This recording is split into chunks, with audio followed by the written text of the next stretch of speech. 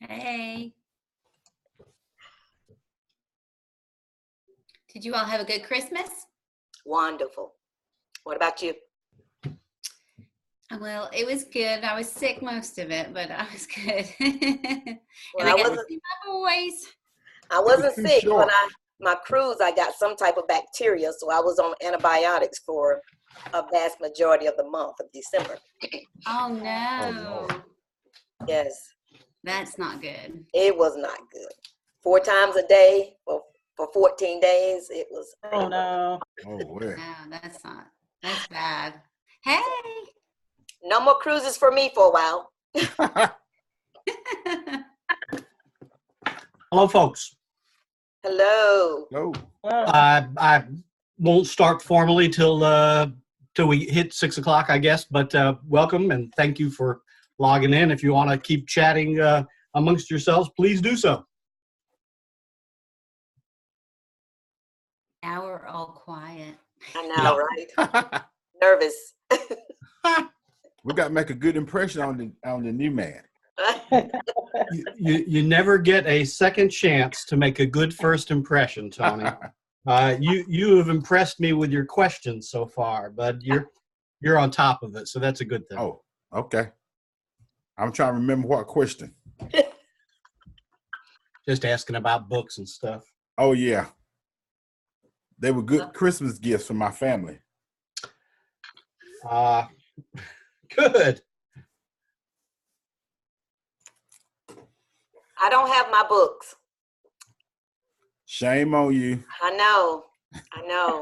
But I tried to order them through the bookstore, and they're just giving me the runaround. So I finally went on Amazon and ordered them. Yeah. Well, there's a story there, and an apology from me about the books. We've switched them up, and the books that the bookstore had, Dr. Laws gave them that list a while back, and it didn't get updated, and I apologize. But the books that you should see in the Blackboard course now are the books. The bookstore does know that now, and again, if it's been a mess, I'm sorry. Let me see here. Vera is here, and Lisa LaMonica. I don't have a LaMonica. It's Lisa. Well, I go by Lisa Moore because it's easier, but it's really Lisa LaMonica Moore. Thank you. You're a hyphen, okay. As is Renita. Hello. Hello. And Tina's here, and missing Jonathan and Lisa, or I just don't have them up on my. I'm here. Can you all see me? No. Oh my. Hello. Hello. Lisa Duffy. Lisa Duffy. Great. Great. Would the rest of you mind muting your microphones for just a moment? You guys know how to do this. That's great. Welcome to Zoom number 1 officially. My name is Dr. Jim Palermo. I may have met some of you before. I'm not sure. But I am, again, your instructor for EDLS 732, Curriculum and Instruction. And if I have the roster right, we're missing Jonathan Brooks. Is that right, guys? Okay. Jonathan Brooks is here. Hello. Hello, Jonathan. How are you? Welcome. Welcome, bud. And we have a full house. Thank you. And if you want to, let's see, I guess I'll do it this way. Now I can see all of you. I am Zooming with you from my home office. And as Dr. Stone explained, this is the expectation in semester 1. So it will be for us too. Tonight, as I sent in the agenda earlier, I hope that we can, I can get to know you a little bit better. You know one another, but I don't know you. So I hope you'll introduce yourselves just a little bit. I want to introduce you to Palermo and to Blackboard and the class expectations and the syllabus, the way I kind of do things and how you can be successful in this course. By the way, I said 6 to 7 o'clock, and if you blocked out that hour, great. If we don't, well, one of my norms for class is always start on time and finish early. So we can do that in our face-to-face sessions, and we can do that in our Zoom sessions too, perhaps. So you got the message. You have logged in, and you are reading your announcements and your emails, and you're here. So that was job one, and congratulations, you've done all that. I want to go over some of the other expectations, the texts, along with that apology that the bookstore had the wrong ones. I want to show you the way I kind of organize Blackboard, and I'll do a little bit of an orientation there. I want to talk some about the CIIP, the curriculum and instruction improvement plan. Will be a 4-part evidence that is 70% of your grade in this course. So we will spend plenty of time on it. But let me back up and say that I've been at the on the staff at Gardner Webb since 2012, and have known and worked with Dr. Steve Laws closely for a long time. But I primarily spent my time over in another program called EDCI, the Doctorate in Curriculum and Instruction. Now, folks, I finished my career in public schools as a principal. I was not in the central office. Most of you are school-based now, I think, but aspire to the central office. I'm really, really glad that you have instructors like Dr. Laws and Dr. Stone who can speak directly to you about central office leadership. I can tell you a lot about principal building level leadership, but primarily Dr. Laws asked me and Dr. Mary Beth Roth to examine this course and to apply some thoughts about continuous improvement to EDLS 732. So Dr. Mary Beth Roth, who's an adjunct for Gardner Webb, but an associate superintendent in Cabarrus County Schools, and Dr. Roth and I are redesigning LS. And that's a good thing in that I think we're going to wind up with an evidence, a product that you need to create that is closer aligned to the program goals and to the aspiring superintendent standards. So we're coming up with a product that's maybe better aligned with the rubric, with the standards. And since you are part of continuous improvement, you get to give us some feedback on it too, and we will work that into the loop of continuous improvement and see what we can do better. But I'm going to spend a lot of time going over the CIIP. I'm going to stick my big toe in it tonight, but mostly in coming Zooms and face-to-face sessions, explaining exactly what it is that you need to do to complete the CIIP. Since again, that's 70% of your grade, I want to make sure that you're clear on the expectations and how to write and present that. What else? I do want to hear a little bit about the state of PLCs in your school, in your district primarily. I want to go over course information and organization and the CIIP. I think I put all that on the agenda. And what else did I put on there? Your questions, whatever it is that you want to know about. So I'm going to hush up for just a minute. And I would like, if you would please, for you to practice something that I call an elevator speech. I hope that some of you have maybe heard about a different kind of elevator speech. Imagine, if not, that you are walking into an elevator and you have about a 30-second ride up to the 3rd floor or the 7th floor or wherever it is that you're going, just a half a minute. And by some happenstance of chance, you are stepping into the elevator with your superintendent. Now, pretend I'm your superintendent and you want to make a really good impression. So what will you do and say to make a good first impression? I'd like to hear, please, who you are, a significant fact about, I don't know, something about you, where are you working right now, what your present position is and what your goals or aspirations. Now, I hope I'm not the first person to ask you that, but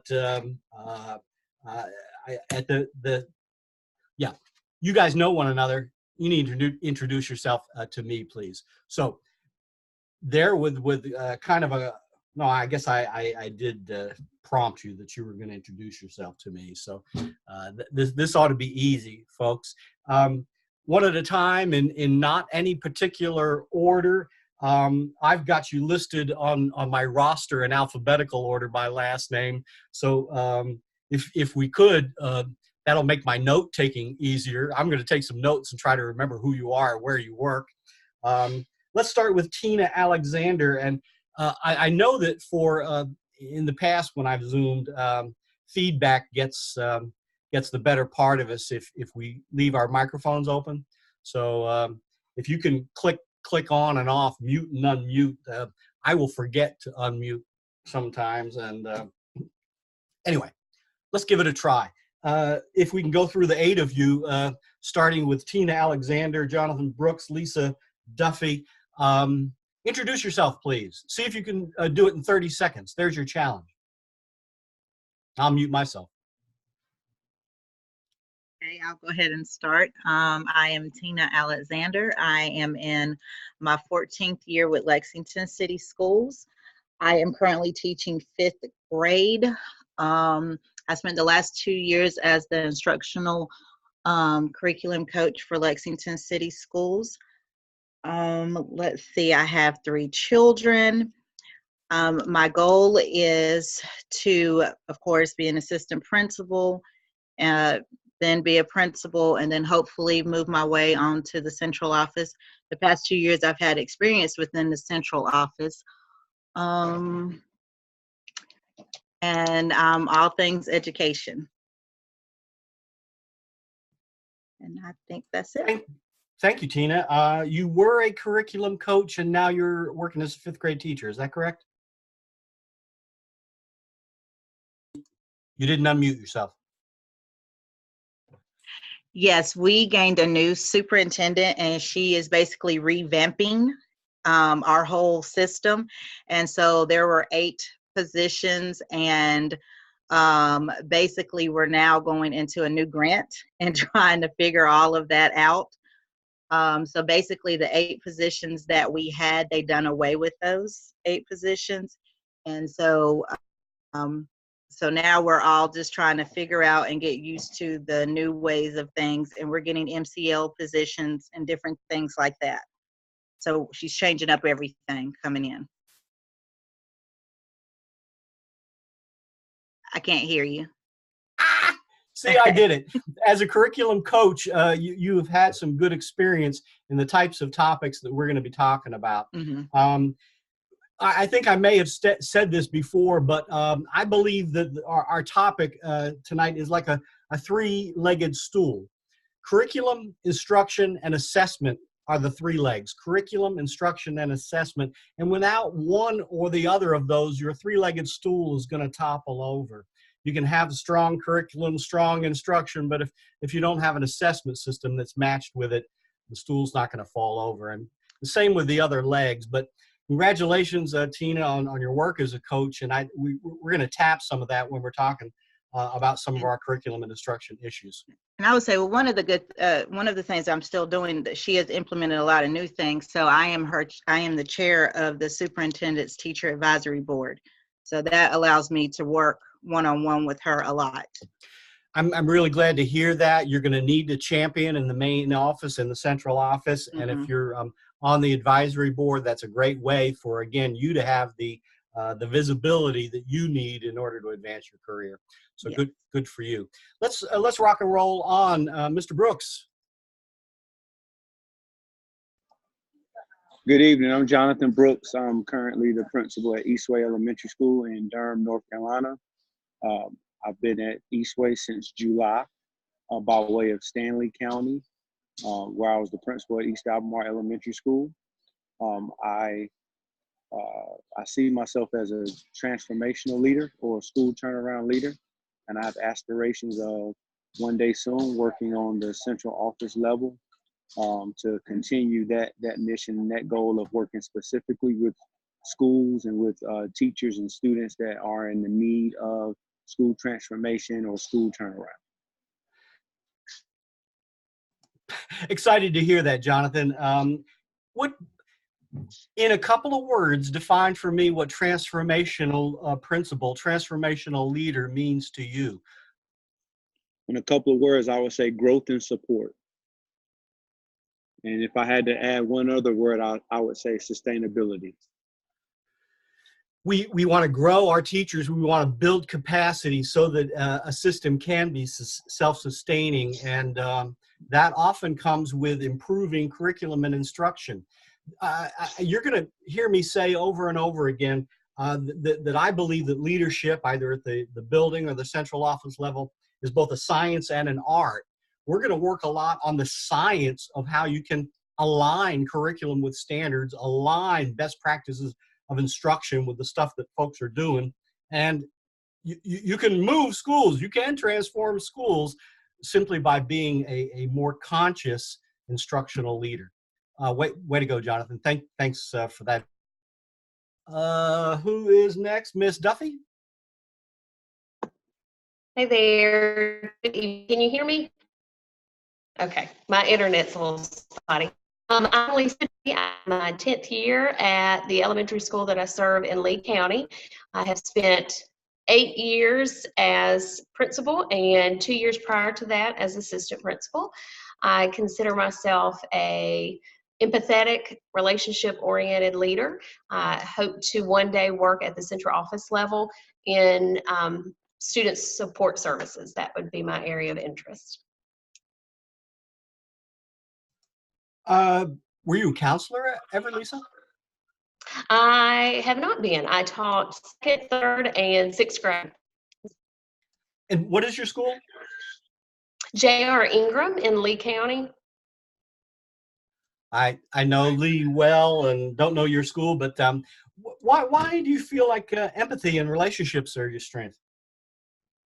I think just from the classroom on, I have just had a drive to serve all students equitably, and I think I've just by nature been really relationship oriented when it started with students, and then in this position when it comes to staff and to parents. And I just think that's such a pivotal part of making good things happen in a school, and it's just how I do things, how I operate, and just a passion of mine to continue to pursue that.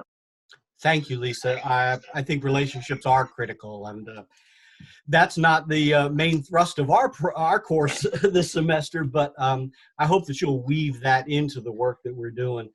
You're not going to do good instruction with teachers. You're not going to build capacity in a building if you're not also working on relationships. Kudos for that.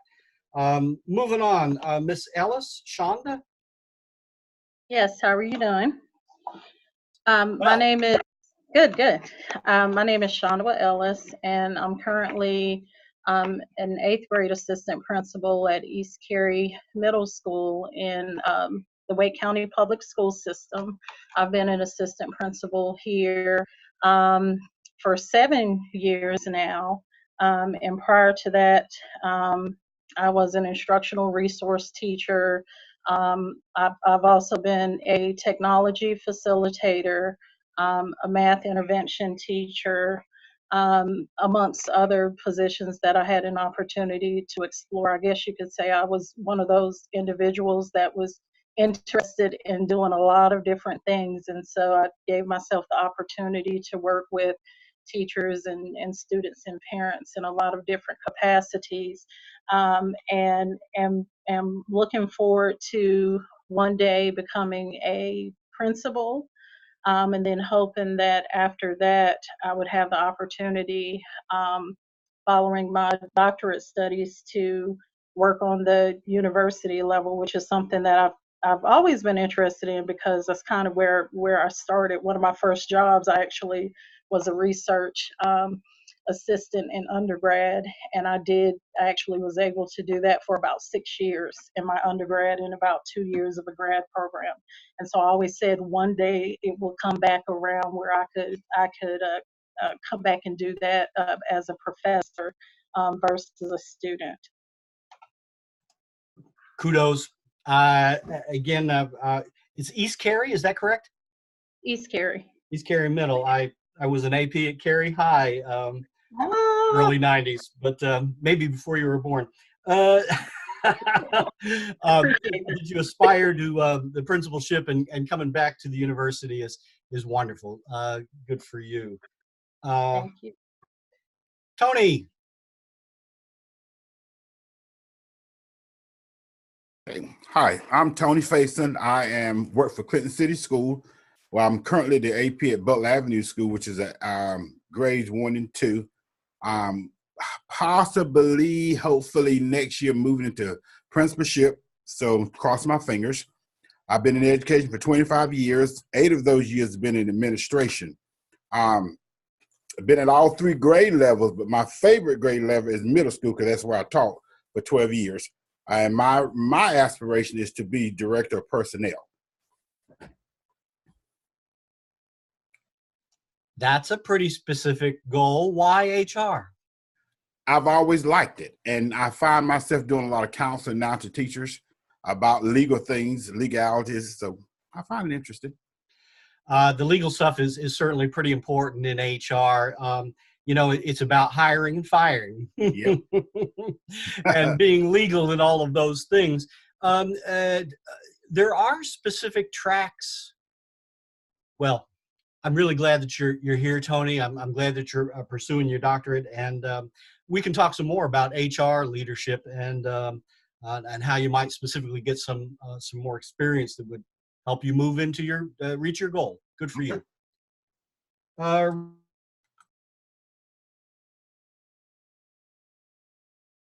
I'm next. My name is Renita Griffin Jordan. I am currently the assistant principal at City of Medicine Magnet High School in Durham, North Carolina. Prior to that, I was the assistant principal at Jordan High School in Durham, North Carolina. So I moved from the largest comprehensive high school to one of the smallest high schools in the district. City of Medicine enjoys going on 6 years now of 100% graduation rate, and we are nationally recognized throughout Magnet Schools of America as being an elevated advanced school for students in the health science career field. I aspire to be a school principal and eventually work my way up to the central office level. Thanks, Renita. I've been all over, and you can find connections everywhere. I finished my career in public schools as the principal of the Wake Early College of Health and Sciences. So I was mostly a pretty good middle school principal. Somebody decided to move me to high school, and not so much. But I certainly know the early college program, the magnet medicine model. Good for you. Yeah. And Lisa, Lisa hyphen not more. Hey, I'm Lisa LaMonica Moore, but you can call me Lisa Moore because it's easier. I work at London Elementary School. This is my 2nd year there. We made the highest growth in our counties, so our Chief Academic Officer for Stokes County Schools nominated our school for the Signature School Award, and which we will receive on March 5th. So we will be getting that award. So I'm very proud of my staff. I would attribute a lot of it. I think the teachers were always great teachers and are still, and they're striving. They're very hardworking. They were not working together as a team, and now they are working together as a team, because when I told them about the fact that we were receiving the Signature School Award, I asked them what do they think that the high growth, what the cause of the high growth and getting the signature award was. And they all said that working together and bouncing ideas off of each other, the PLCs, those were all part of what helped them to increase their instructional skills. And I would like to work at the county level more as a director. I like elementary and high school. I'm not so fond of middle school, so I'm a little opposite there. And then teach like Shonda. I would like to teach at the university level, aspiring teachers. I may have missed it, Lisa. You're the principal at London Elementary? Yes, sir. Okay. And you believe in the power of PLCs? I do believe in the power of PLCs. Absolutely. Okay.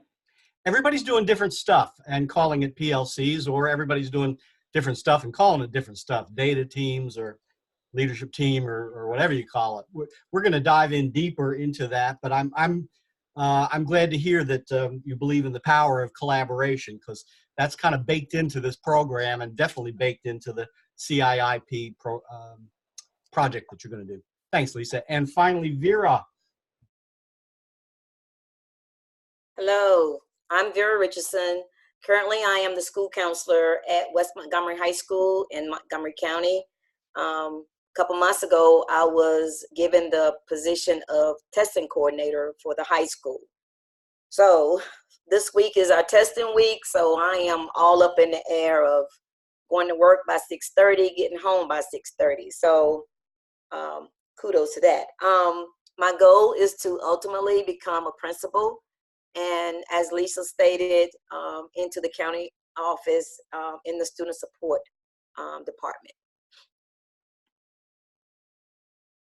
Thank you, Vera. And thanks to all of you for being patient and hanging in, there with me while I learned more about who you are. I hope to tailor some of this course to you and to your needs. So I hear that several of you are principals. Some of you are working in classrooms or as APs. I think I can tailor things. Again, I have a lot of experience at the building level and worked some at the county office level. Anyway, this is a help to me, and I appreciate that. I'm going to take over and, okay.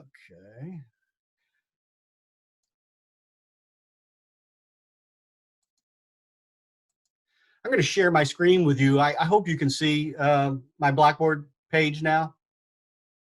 Okay. Please unmute yourself and chime in here at any point and interrupt me and stop me to ask questions or figure stuff out. I want to spend just a little bit of time going over the way I organize a class, and I don't know if this is much like your experience with Dr. Stone last semester. If it is, and I'm repeating or speaking unnecessarily about this stuff, just tell me so, please. But the way each week when you log into Blackboard, I'm going to have it pulled up so that you're landing on whatever week it is. Today's January 15th, so your week on week 1, January 13th to 21st. And if next week I go on to week 2 and you missed something from week 1, just go over here and click on it. You can get back to week 1. For instance, I did have the course overview page open last week, and all of you logged in. Yay, thank you. But now I've closed that course overview week and moved on to week 1. But you can go back here and check this stuff out. And if you didn't have an opportunity to look at this video and see the course overview or read all about me, or you want to see the syllabus, come back here and check out that course overview page. I did a little bit of a navigation video here on the course overview, but over on the left-hand tab, I want you to be aware too that there's a bunch of stuff over here that you might want. Here under information and support, a lot of Gardner Webb resources. Here, the EDLS handbook and dissertation site. Again, that's all there for you when you need or want it. Getting into 732 specifically, here's the course syllabus. It's also linked on the first page. The course textbooks. So let me say a word about that while I'm here. Again, Dr. Laws came to me at just before Christmas time and said, would you help revise 732 along with Dr. That's not right. There it is. Dr. Laws asked that we spend some time revising 732. And please tell me if you can't see that text list. Okay. These are the books that we, Dr. Roth and I, picked to revise 732. And these are the books that the bookstore did not have. Actually, they do have them for EDCI. They didn't know that these were the books to order for LS. And these are the books that I want you to have, these 4. And if, again, because the bookstore didn't have them, you're messed up, I'm sorry. If you can get used copies of any of these things, that would be great. The supervision says it's the 10th edition, and that is the most recent one, but it's not a whole lot of changes from the 9th edition. And if you want to, again, get an older one there, that works. I don't know that there's anything but this edition of the PLC book. I really think that both of those will be things that I would want to add to my professional library. But any of these books that you can purchase or get on loan or get copies to sell back, I'm fine with that stuff. I believe that the PLC book and the supervision will be helpful to you. The others, the feedback book and formative assessment are going to be really good for curriculum and instruction. And then unless you're going to be that kind of C&I leader in the central office, I'm not sure you're going to need to want to have. Here is also the course calendar. And what I want to tell you here is that, well, I kind of hate this metaphor, but I am building the plane while I fly it. More like I'm driving the car while I'm adding fins and mirrors and bumpers. I see that Tony has already completed a discussion board for week 2. Way to go, Tony. But don't work too far ahead because I'm still adding content to the calendar. I've got it built out through week 3, but I'm just a couple of weeks ahead of you right now. So don't go too far or you'll get too far ahead of me. There is the calendar, though, and also the calendars of our face-to-face meetings, February 1 and 2, March 7, 8, April 18 and 10, and then these Zooms. Now, I scheduled them all for Wednesday nights, 6 to 7 o'clock. I tried to schedule them in January and February because I think I want to talk to you about the CIIP, all the different parts and pieces, and make sure that you understand that stuff. I scheduled some of them right before we meet face-to-face. So the February 26th is, no, the January 29th is right before we meet February 1st and 2nd, and the end of February right before we meet in March. So I tried to schedule some of them so that we could talk about what you need to do to prepare for the upcoming weekend. Gardner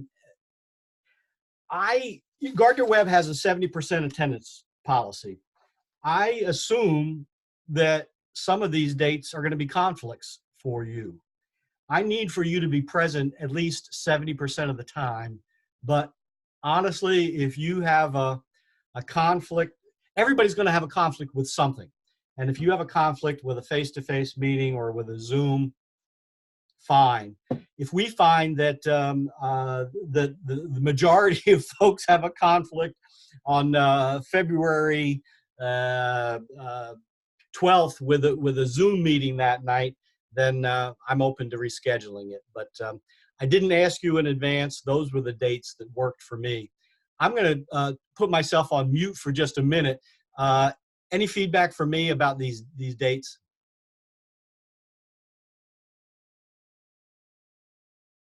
The only one for me, this is Renita, is the 7th of March. That's my daughter's birthday. So I'm going to try to come, but if it's okay, that's a face-to-face. I may have to leave maybe an hour too early to get back to Apex. Renita, thanks for mentioning that. And that's just my point. Everybody has birthdays and anniversaries and a cruise that they already paid for.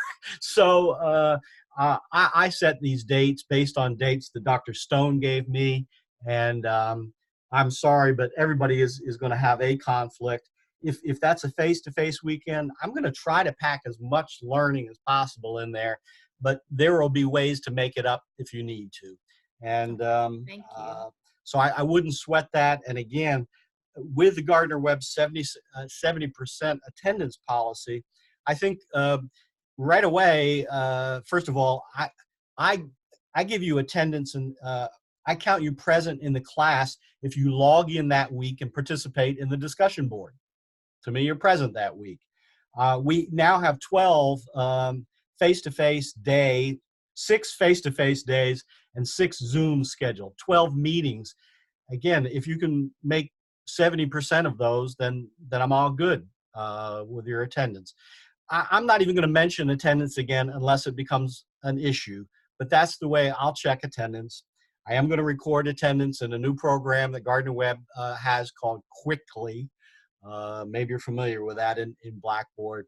But again, if you log in each week, if you come to the majority of these face-to-face sessions and can participate in the majority of the Zooms, we're going to be good. And I won't mention it to you unless it's going to be a problem.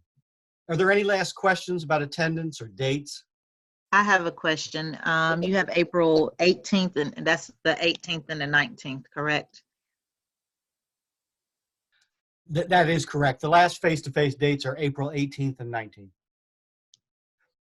Yeah, 18th and 10th. No, that's wrong.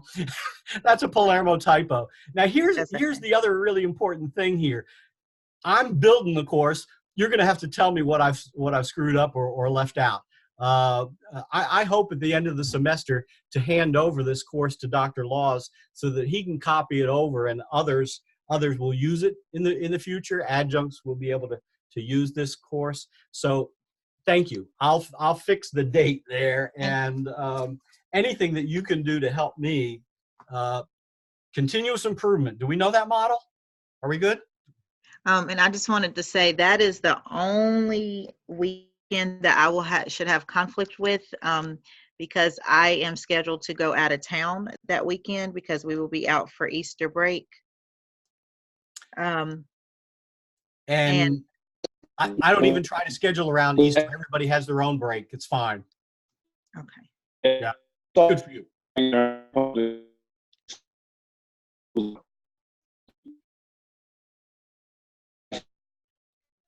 I hear somebody. No?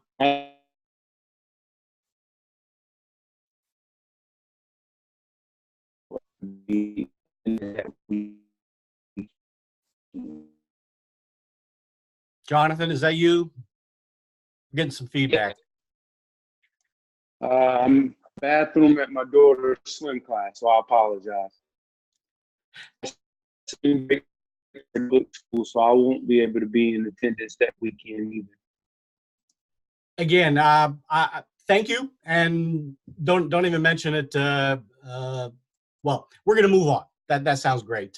If a couple of you have conflicts with swim meets and birthdays, that's fine. Back to the tabs here in Blackboard. Course assessment, these are the rubrics for the CIIP.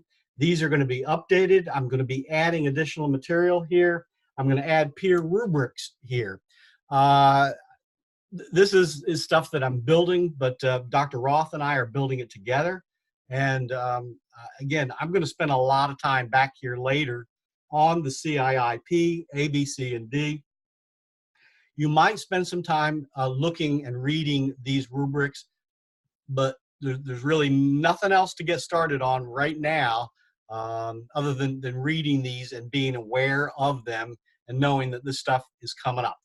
So I will return to course assessment and to the CIIP, but coming up. Resources, this is another tab that I'm going to be building. There's probably not much there right now. No, not much there right now. There will be much more to come.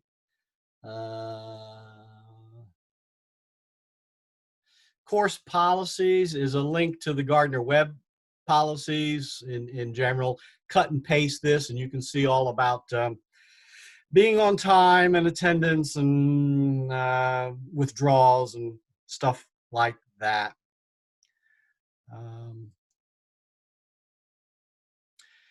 I will load stuff here in the course meetings, and then otherwise I'm going to be loading stuff in the course content and updating the weekly landing page so that you will land in the current week each time. You can also come over here and see all of the dialogue boards at once, and you can ask questions of me also here. But going back to week one, during week one, I will, during each instructional week, I'll have a video for you, 8 minutes here. There's the link for tonight's Zoom, so obviously you found your way here or got the announcement. The readings for the week, Glickman Supervision and Graham and Ferreter. And then here are the first two discussion board posts. And sometimes I'm going to close those and we will do the discussion boards as a face-to-face exercise. Might bring some of it into Zoom. I'm not exactly certain how we're going to do all of those. But this week, again, 2 chapters to read in supervision and PLCs, and 2 discussion boards. Well, what else did I say I was going to do in the agenda here? Continuous improvement. Okay. You tell me, would you like to hear more about the CIIP?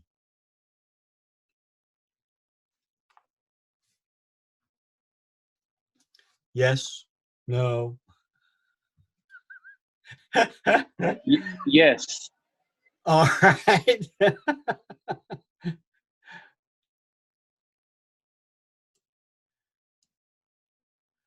Back to assessment. Clicking on these individual files will open the document for you.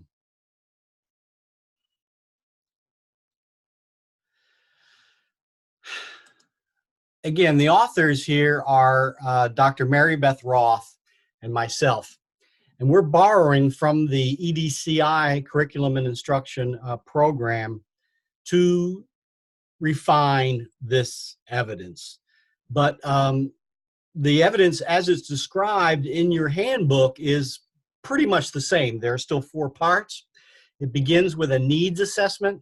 The second part has been tweaked so that it's primarily a PLC needs assessment. The third part is the part that I have my hand in deepest, and it is a curriculum and instruction audit of your district. And I'm going to spend a lot of time talking about that later. And then part D is a reflection and matching your understanding of the audit and of the CIIP to the aspiring superintendent standards and reflecting on your own strengths there. Part A is something called a comprehensive needs assessment. Now let me stop right there and poll the group. How many of you have done a comprehensive kind of needs assessment for your school or district? Do Anybody? them for our school Yes. with MTSS. And with that process, we have been working on that. So we had to do it at the beginning of last year, then the end of last year, and then our needs assessment based at the end of the last year was supposed to help guide us when we were beginning our year with our school improvement plan. And then, so we will continue to do that. I'm not sure then if we'll just wait until the end of this year or not. They've not really talked about it at central office of when we need to do it again. Lisa has experience with a school-based CNA, is that correct? Yes, it's just school-based, and that's it. And it's just to help London Elementary School. Have others of you had the opportunity to conduct a CNA, a comprehensive needs assessment for your school, or have you been involved in a kind of school improvement process? Can some of you other comment quickly? Now, we did an organizational need assessment for the school and then for the district. You completed that as part of another project, Tony? Yes. Okay. This may be a repeat. And in this case, you are going to focus on the district. But let's look at the rubric just very briefly. And again, if this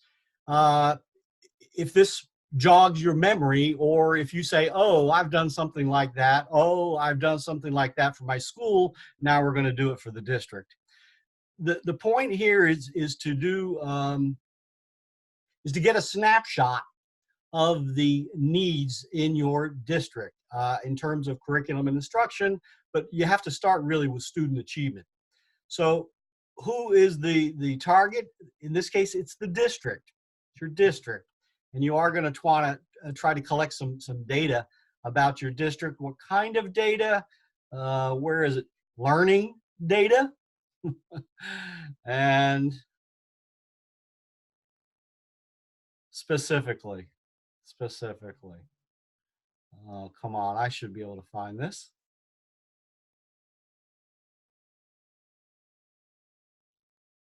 That's a lot of rubric. Data collection and analysis. Student learning data.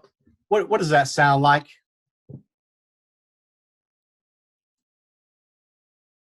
That be like your progress monitoring and your NC report cards?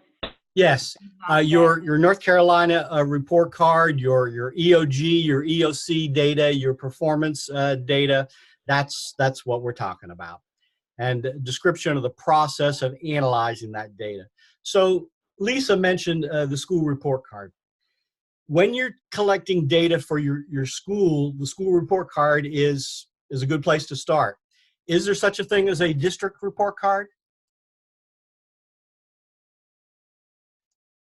I'm judging from Lisa's nod, and yes, there is. So start, please, by digging just a little bit and looking for your district's report card for the last year or two. And that's the kind of data that we're going to start with. And I think I need to say a whole lot more about exactly what you'll be looking for in the CNA, in the CIIPA Part A by next week. And I'll focus my video for week 2 on that stuff. What you're actually doing is leading a team in analyzing that data. So looking at the kind of data that you would get from a district report card, from the TWC, from district report card is a good place to start. And then leading a team to analyze that stuff, look for root causes, look for needs or areas and opportunities for improvement. The philosophy here is, again, continuous improvement. Now, let me ask that. Does the term continuous improvement ring some bells, or can anybody say, yes, we've...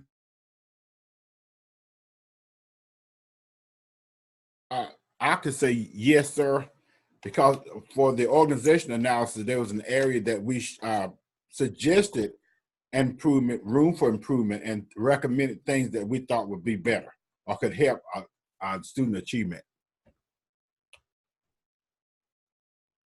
Thanks, Tony. Plan, do, study, act.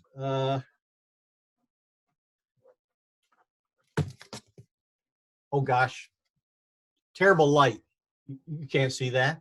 Plan, do, study, act. It's a circle, and the idea of continuous improvement comes from a fellow named Deming.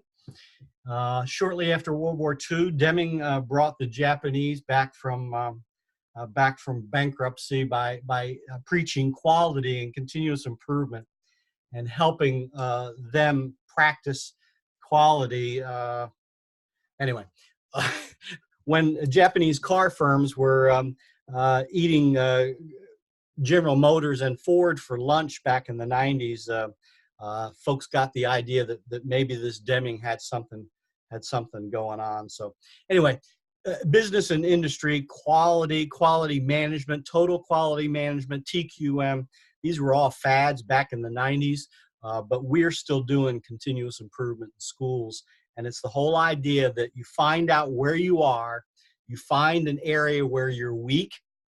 Isn't everybody weak in some area of third grade math or fourth grade student achievement for African American males? You find an area of need, you put a plan in place to address that need, and you assess your results. PDSA, it's called the Short cycle sometimes. I'm going to call it continuous improvement.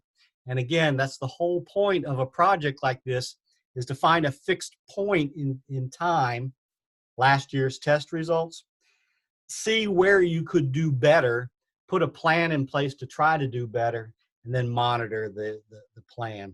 So your CNA should be a way to put a stake in the ground and say, right now in Wake County or in Stokes County, here is the state of student achievement in reading and in math. That's a really good place to start, if nowhere else. And a need is third grade math or high school algebra scores. And specifically, it's high school algebra scores with ESL students. And so you put a plan in place to try to address that. CNA, that's part A is the CNA. Part B is an improvement plan for PLCs. Now, we're coming up fast at the end of our hour, and I'm not going to keep you past an hour, but let me do this and involve you, because it's been a whole lot of me talking here tonight. Way back in the 1990s in Wake County, when I was assistant principal there, Wake County had a whole bunch of staff development dollars, and they were bringing folks to town called the DeFores. Rick and Becky DeFore came through town, and we got PLC'd. We read their books. We went to their lectures and conferences, and we were doing PLCs way back when. Professional learning communities mean lots of different things to lots of different people. I want to try to get a handle on what do they mean to you in your district, and what is the current state of PLCs or professional collaboration in your district right now. Can each of you, or more than one of you, weigh in and tell me what's happening in the way of PLCs in your district? And I'll mute myself and just listen for a minute.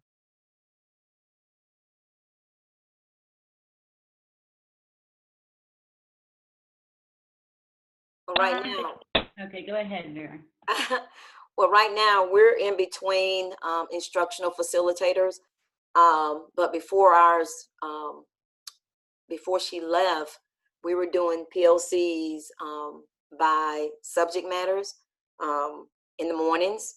Staff would have to be there by 7:15 and 7:45. So we have an assistant principal who have stepped in and is actively continuing the PLCs. Not as much now because we're in testing, but before testing began, we were, and we are, still will be, having an active PLC. Thanks, Vera. And you're right on it. PLCs by subject matter. And what would you say is the state of PLCs in your district? Do you know what's going on in other schools? Is everybody pretty much doing PLCs by subject matter? I'm not sure. I'm not privy to that information, but that's something that I would definitely find out.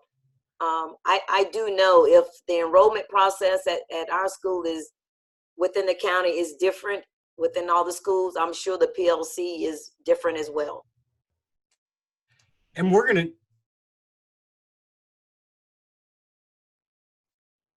Are you muted? I can't hear you. Got me. Thank you. We're going to try to get a handle on what PLCs are like in the whole district. Thanks for sharing what's going on at West Montgomery High. Is there a candidate in the cohort? Is there somebody who has a sense of what might be going on at the district level? Well, sure. I know at least from the elementary level in Durham, from the math perspective, the PLC is used to. We have a new math curriculum, which is Eureka Math. So most of our PLC time in Durham on the elementary school level is used to work on building teacher confidence and teacher ability as it relates to effectively delivering math instruction with the new math curriculum that we've implemented, Eureka Math. So that's an example of a district-wide model framework for PLC or PLT. I know most of the elementary schools in Durham are using that time to work with building capacity with Eureka Math.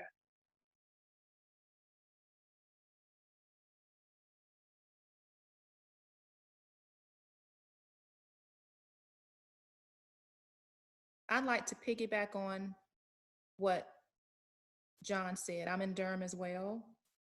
I've noticed that from the district level, they've started to have the expectation that PLCs will go on. They've started to have more district-wide PLCs for certain groups, levels, subject areas, and then they are trying to do a better job at differentiating the PLCs for our need, as opposed to a one-stop shop for everybody. It's a little bit more differentiated. They're trying to now. We're even having a district PLC day coming up where it's going to be digitally based, where we can go in and choose webinars based on our needs. And of course, we need our digital credits. But they're trying different things now, and I can appreciate that. Renita, thank you for sharing that. Let me ask this question. Is there anybody out there who does not feel like PLCs, PLTs, whatever you call them, collaboration is not happening or not supported at your district's level? Is there anybody who's in a situation where there's no PLC going on? Okay. I'm going to assume again then there's some form of PLCs. In this book, you're supposed to read chapter 1 this week. There is a reproducible that starts on page 17 and goes over to 17 to 20. Capacity of professional learning community. Jonathan mentioned that there are structures and procedures in place for his PLC, and that they're working on enhancing teacher learning. So there's 2 of the 4 capacity building pieces that I know of that Jonathan just mentioned there. The next couple of pages, if you teach your team these expectations, you can then have them use that 17 to 21 as a tool to assess the state of PLCs in your district. Now it's 6:55 by my watch. So what I want to do here in closing is ask, please, what do you need? What do you want? What do you need? And if I can't deliver it in the next 5 minutes, then I'll make a plan to fix it before next week. What you need? Well, I need a little bit more time because I haven't got my books. I have not received my books yet. So as far as the reading, hopefully they will come in next week. I'm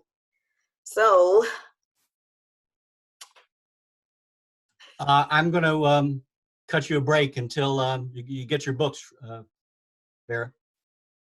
Yes, I still need to get 2 of my books. Well, actually, I've ordered 2 and I still need to get 2.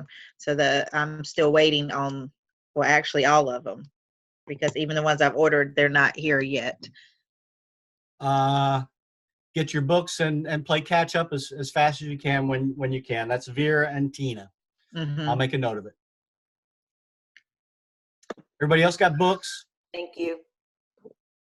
You may have said this, but what are the times on the weekend? Will they be similar to what we were accustomed to first semester? What were those times that you were used to? I think Saturday, and they can correct me, I think it was 9 o'clock till 3, I'm not sure. And then Sunday, typically maybe 12 or 1. Is that right? I don't know if Oh, somebody wait, else wants to 12 or chime what? in. No, we started like at, wasn't it 8? We didn't start at Was 8 it on 8? Sunday Okay, maybe. and end at like 12 or 1. No, we only started at 8 o'clock one time when he had to go to the funeral. The vast majority of the time it was 9. Okay. I thought we did devotional. Gardner and Webb then- says 9 to 5 or something like that. Again, I hope you heard me say early on that my norm is start on time, finish early. 9 to 3 on Saturday and 9 to 1 or so on Sunday. That's what I've been used to. So I'm open to negotiation, and if y'all work through lunch, it's quite possible we'll be heading for Dodge early. Any other questions? That was a good one. I'm going to be driving into Thomasville for our weekend classes. I assume that most of you are driving too, and some of you are coming from pretty far away. Everybody get there by 9 o'clock for a Saturday start? Does that work? Yes. For anybody for whom that's a problem? Okay. Is it going to And- be in the same place? I'm not sure where we're meeting. 'Cause I was sort of back and forth last semester from Charlotte to Thomasville. Thomasville, and I don't know where, but I will find out the location this week. All right. Okay, last call, but it's 7 o'clock. I'm going to knock things off. Email me. Come back here to this course overview page and look for my cell phone number. I'm an old guy with a dumb, I do have a smartphone with a dumb operator, me. Text me, call me. I will respond to you. I also go to bed early and get up early. So anyway, no, I probably won't respond to you after 9 o'clock at night or if there's a Tar Heel basketball game going on. But thank you, folks. I really appreciate you being here tonight. I look forward to spending time with you face to face and together in these Zooms. Thank you for your patience, and good luck getting books, Vera and Tina. I will see you all soon. Write to me if you have any questions. Good night. Good night. All right. Bye, Good night. thank you. Thank you.